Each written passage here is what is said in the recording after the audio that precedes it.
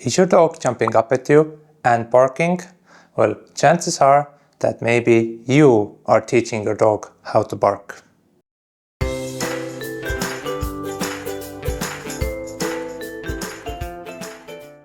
Last time I talked about dogs who are really energetic and can't stop barking, and I also talked about dogs who are bossy and feel like they need to bark.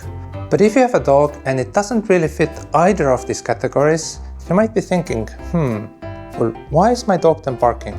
If you have a dog that really likes to jump up at you, snuggle you, you would describe your dog as really friendly with people, gets really excited around other people, other dogs, chances are your dog might fit into this category. Today we are talking about dogs who are a little bit misguided, I would say. I like to call these dogs dramatic children.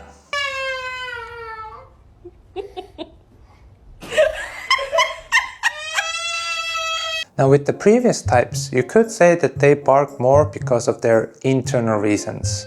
But with this type, these types of dogs are definitely created and shaped by us, the dog owners, and people who are interacting with the dog. Now let me start off with an example first. So, I was working at my office job one day and the lady came up to the front to present some slides about a project that she did. She obviously had her dog with her. The dog was on a leash and she made the dog lay down and wait until she finished presenting the slides. Everything was going good until a minute had passed. The dog was bored, the dog had nothing to do, the dog got nothing. So the dog looked up at the lady and started barking. The lady got annoyed. First she tried to say, "No, stop barking." The dog kept barking. The dog had nothing better to do. The lady was, "Okay, fine, I'll give you something to do." Gave the dog a treat. The dog ate the treat. About 5 seconds had passed. Nothing else came. The dog got bored. The dog started barking again, and again, and again. And every time that the dog barked, the lady gave her another treat, because that gave the dog 5 seconds of something to do. And there I was in the public thinking, am I the only one saying this? Every time that the dog was nice and calm, the dog didn't get anything. But every time that the dog barked, the dog got attention and treats. The dog basically had created a bark-operated treat system. And this basically sums up the core issue with these type of dogs. Now, let's take a look at the car example as well. Now with the previous types, the problem was that the accelerator pedal was stuck on full throttle, the brake pedal was missing, and now with this type we have to take a look at the steering wheel. Now the steering wheel isn't broken, but what is broken is the way that we use it. Basically, when dogs come up to an intersection, a choice between turning left and turning right, they always choose the wrong direction. Basically, on the left there is not barking, and on the right there is barking. But if you actually take a look at what awaits them at the end of this road, every time that the dog chooses not to bark, they get nothing. We get lazy. We don't give them treats, we don't give them attention, we just enjoy life. But when dogs choose barking, we give them treats, we give them attention, we give them action, all sorts of fun things. So, why would a dog ever choose not barking if all of the fun things happen when they bark? And that is why these type of dogs also tend to act a certain type of way outside.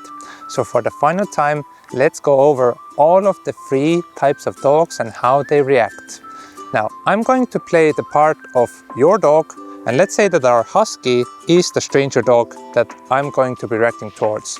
You can play the part of the owner, and let's go over all of the 3 types. Now, of course, these types are not absolute. Not all dogs will act the same way, all of the time, everywhere. But I hope that this at least helps you notice some small things that may apply to your dog, so that you know how to approach the situation. And let's start with the energetic dogs first. Now, if you can remember, the way that you can recognize really energetic dogs is by the fact that they can't keep still. They'll just start moving left to right, back to forth. They'll just keep moving. Now with the bossy dogs, the kind of police dogs, once they see another dog, you'll recognize them by the fact that they'll want to go in a straight line towards the other dog. They'll want to kind of arrest the other dog, if you know what I'm saying. And for this final type of dog, these type of dogs have a part inside them that we have encouraged, a part which tells them to react. But when they actually have this feeling that they should react, they also understand that they are not police dogs. They are not super brave, super strong, so they feel conflicted. Now what happens typically with these dogs is that they start moving in a crescent moon pattern. First they start to kind of run away from the other dog, they start pulling, maybe they start barking, and then once you're past the other dog, then they will want to go near the other dog. This conflict is something that is actually very visible. They'll bark, but they do not want to go towards the other dog in a straight line.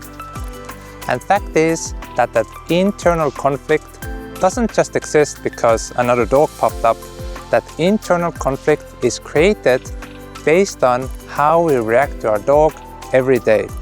And because we sometimes encourage our dogs to react, that internal conflict results in an external barking.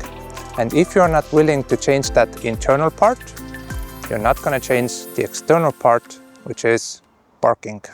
So, for the final time, before you work on the barking, work on the core issue. The core issue with these types of dogs is the way that we react in general to their actions. The problem here is that barking often results in treats, attention, and fun things, while not barking results in boredom, annoyance, and not fun things. And the only thing that we have to do to solve this issue is to switch these two results. Pretty simple, right? It is, if you understand it. And this topic is actually quite a sensitive topic towards many people, because many people think that you have to love your dog less.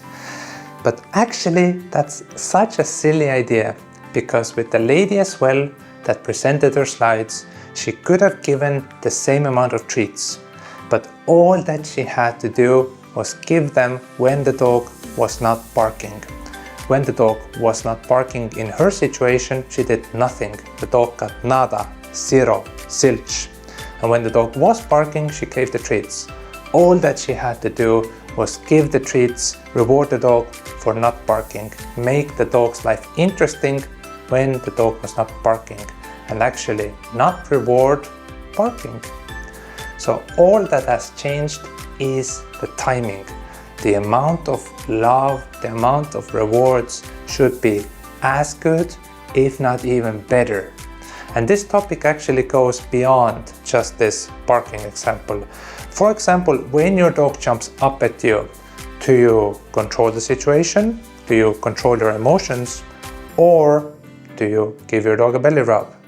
If you do, you're teaching your dog to jump up at you. If basically you go and you meet a stranger, your dog sees the stranger, your dog gets excited, and the stranger immediately greets your dog. Think about what's going to happen the next time that your dog's going to meet a stranger. Your dog's going to get even more excited. The stranger is going to immediately reward that energy. And basically, after a couple of weeks, your dog is definitely going to bark. But if you just change that timing, if your dog jumps up at you, wait just a few seconds. Your dog's going to jump down, and then you can give your dog belly rubs. When you meet a stranger, just wait that minute. Your dog's energy is going to come down, and that stranger can give so much more love when your dog is actually being nice, calm, and not barking. So definitely make sure to check out the reactions topic in our app if you want to learn more. And again, you don't have to love your dog less. You just have to figure out this timing in all sorts of interactions with your dog. If you understand how your reactions affect your dog, your life and the barking is going to be so much better. Thank you so much for watching, and I'll talk to you next time.